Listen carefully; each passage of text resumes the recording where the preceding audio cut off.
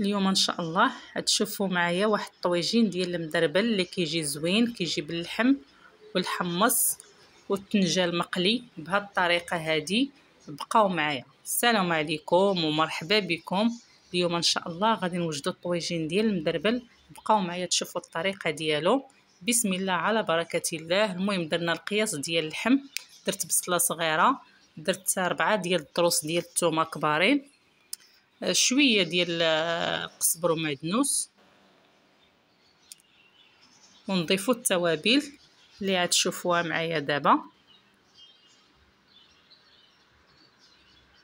التوابل عندي القرفه، عندي سكينجبير، البزار، الخرقوم، قزبر حبوب، والملحه على حسب الذوق. ضامه ديال الزعفران اللي كتعجبني انا صراحه في الطياب، اللي كتجي زوينه بزاف. قياس ديال الزيت، انا درت غير زيت المائده، ما عنديش الزيت البلديه. ما الزيت البلديه راه كيجي زوين، كيجي غزال.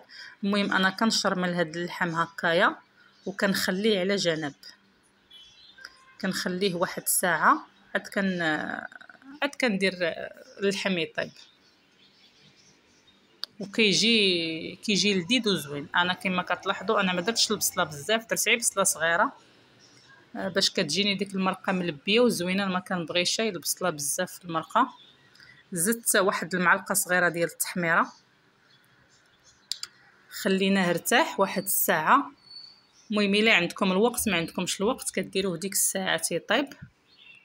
صافي شعلت البوطه، غنخليه يتشحر غير واحد شويه ماشي بزاف باش نضيف عليه الحمص، وغادي نسد عليه في الكوكوط. انا هذه طريقتي في المدربل.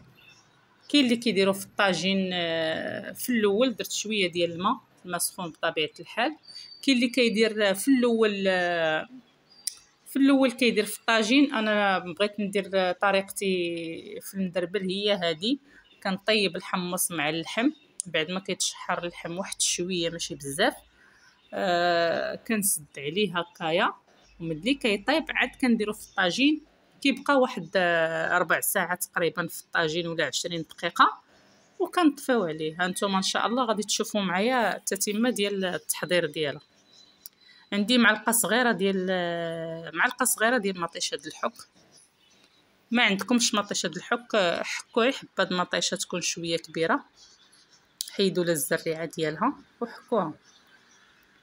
ندوزو نحضروا الطنجال. سدينا على الكوكوط كطيب. دابا غادي نحضروا الطنجال. عندي 2 حبات، يكون الطنجال جديد، ما يكونش طنجال يعني هكايا قديم ولا هكا في الثلاجه.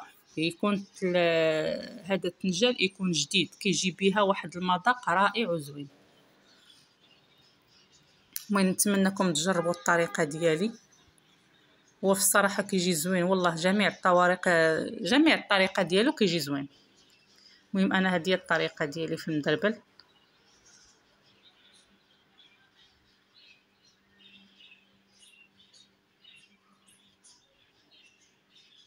صراحه تشهيتو، قلت نشاركو مع المتتبعات ديالي الوفيات.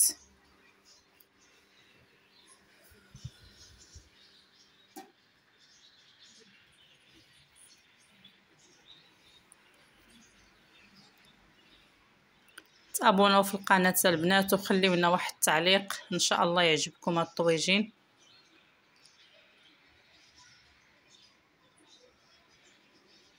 لي لايك ديالكم البنات صراحه مقصرين في حقي، والله الا مقصرين في حقي في لي لايك. ما كديروش لي لايك، ما عرفتش. انا درت الطنجال من بعد ما غسلته مزيان. ملي قطعته عاود غسلته ونشفته مزيان كما شفتوا معايا في لا فيديو. نشفته بورق المطبخ وضفت عليه المايزينا ما كتخليش الطنجال يشرب لنا الزيت. المهم انا كنلبسو بديك المايزينا، كنحاولوا معاها ان هي كما كتشوفوها كتجمع بلاصه وحده. كنحاولوا معاها.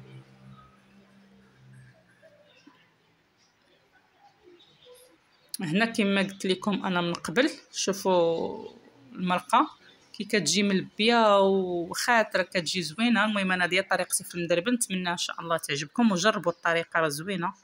ودغيا كيوجد بحال هكايا، ماشي بحال في الطاجين غادي يعطل. وحتى الحمص انا كندير له بهذه الطريقه هذه باش حتى الحمص كيجي بنين.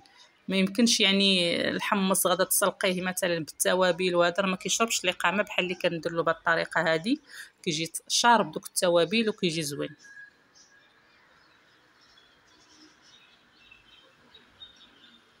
المهم راه باين كيشهي وزوين.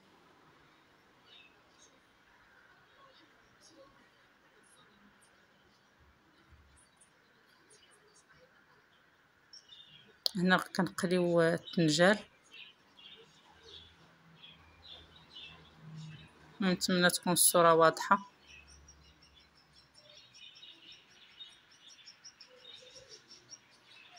بعد ما قليتو رانا درت غير شويه الزيت، ما درتش بزاف، كنخليوه كيتحمر شويه صافي وكنهزوه. الطويجين راه كيطيب في سميتو، شاعله عليه البوطه باش داك المذاق ديال الطنجال حتى هو كيطلق لينا في الطاجين. هنا زدت شويه القزبر ومعدنوس، اولا المعدنوس بوحدو حتى هو كيجي زوين. المهم جربوا الطريقه د البنات. هنا من بعد ما قلينا الطنجال كنستفوه على الطريقه هذه. انا قطعته على شكل طولي، ممكن تقطعوه على شكل دائري الا بغيتو، انا درته بهذه الطريقه هذه.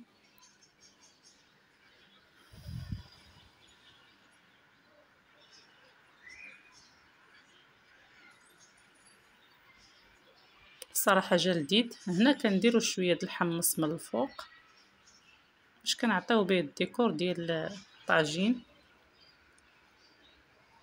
هكايا.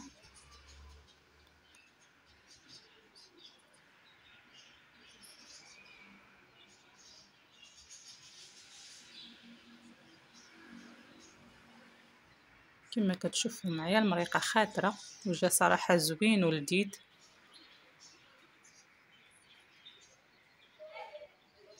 شويه ديال القزبر كيعطي واحد المنظر واحد الجماليه زوينه في الطاجين.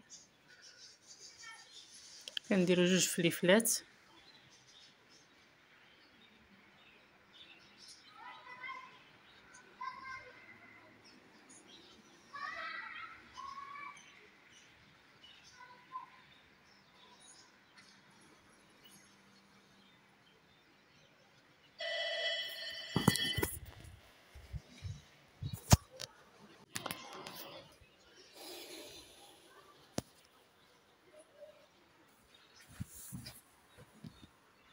المهم كنبقاو نهزو المريقه وكنسقيو فوق الطنجال وكنقادو الطويجين ديالنا.